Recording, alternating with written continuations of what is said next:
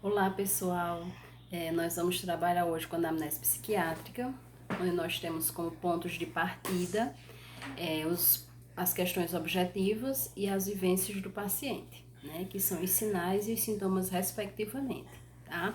Então nós temos como objetivos o comportamento do paciente. E isso tem que ser observado por nós profissionais. Nós profissionais durante a triagem, nós durante a consulta específica de cada profissional, né? No nosso caso, a consulta de enfermagem, tá? E como vivências objetivas, nós temos os relatos do paciente. Tá? Lembrando que, como nós temos sempre um acompanhante nas consultas, então esses relatos eles podem vir também do acompanhante, né? Aí nós colocamos a sigla SIC, né? Segundo informações escolhidas.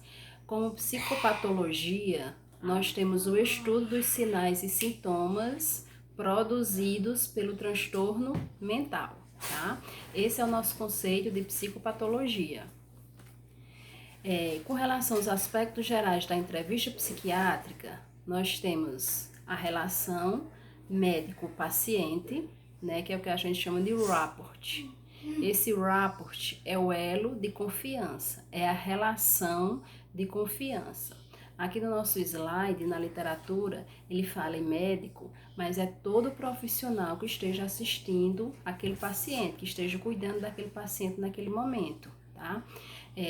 Todos nós da equipe multiprofissional, nós temos que criar esse elo de confiança, essa relação de confiança com o nosso paciente, para que ele venha a a se dedicar, a não dar trabalho com relação à realização do tratamento, tá?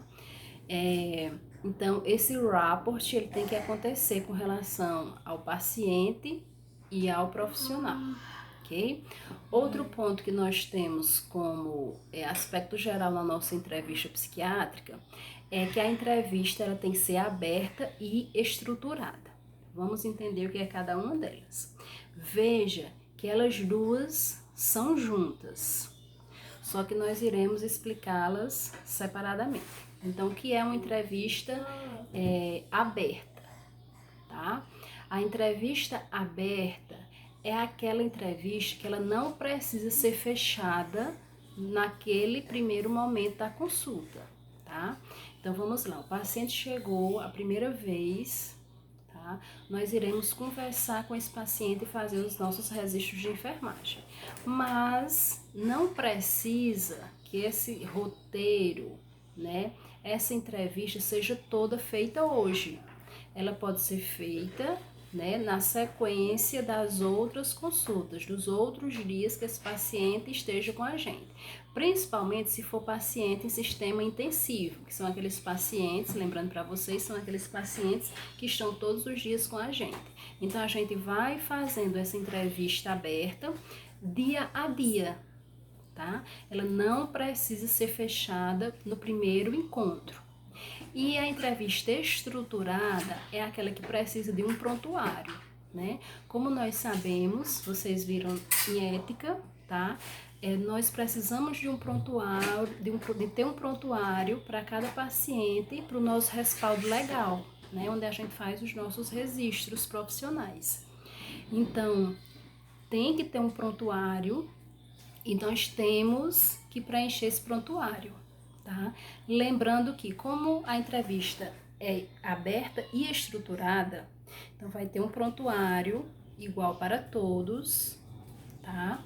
E daí nós vamos preencher esse prontuário, essa estrutura, tá? Só que ela não precisa ser preenchida no primeiro encontro. Ela pode ser preenchida no dia a dia, ela pode ser preenchida em 2, 3 consultas posteriores, tá? Que isso quer dizer que ela é estruturada porque tem um prontuário e é aberta porque ela não precisa ser fechada no primeiro encontro, tá? E isso, né, deve acontecer com paciente com transtorno mental, tá?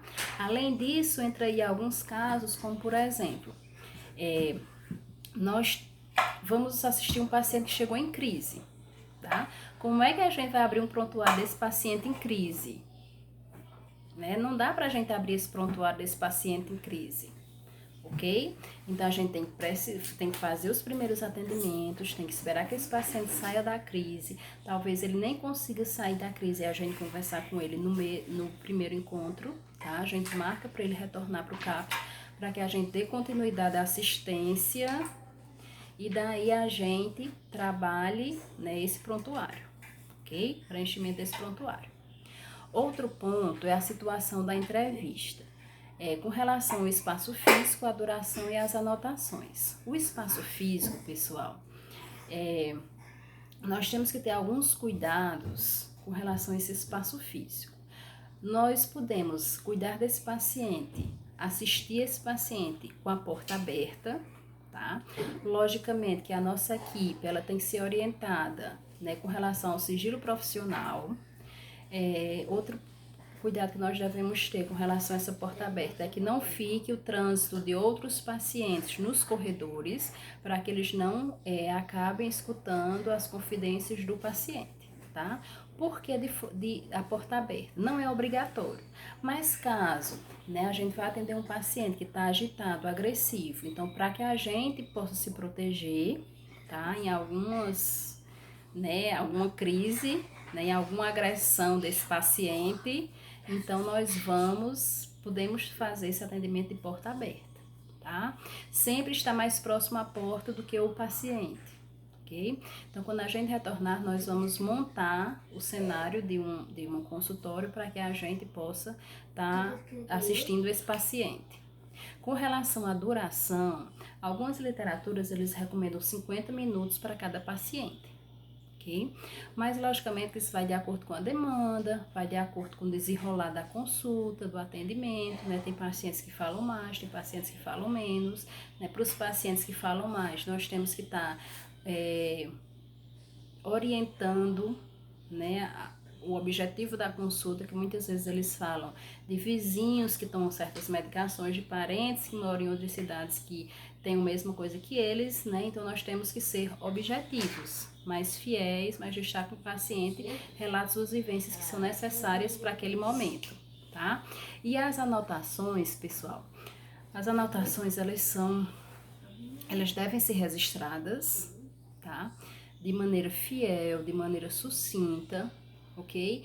E lembrando que essas anotações nós devemos também fazer as nossas, que é através da observação do comportamento desse paciente. Então, ao mesmo tempo que o paciente está relatando o que ele está sentindo, nós precisamos estar observando o comportamento dele. Okay? Então, a gente faz as anotações do comportamento do paciente, que é aquilo que a gente está observando, que são os sinais, e nós também fazemos as anotações dos relatos do paciente, que são as vivências dele, né, que são os sintomas do mesmo.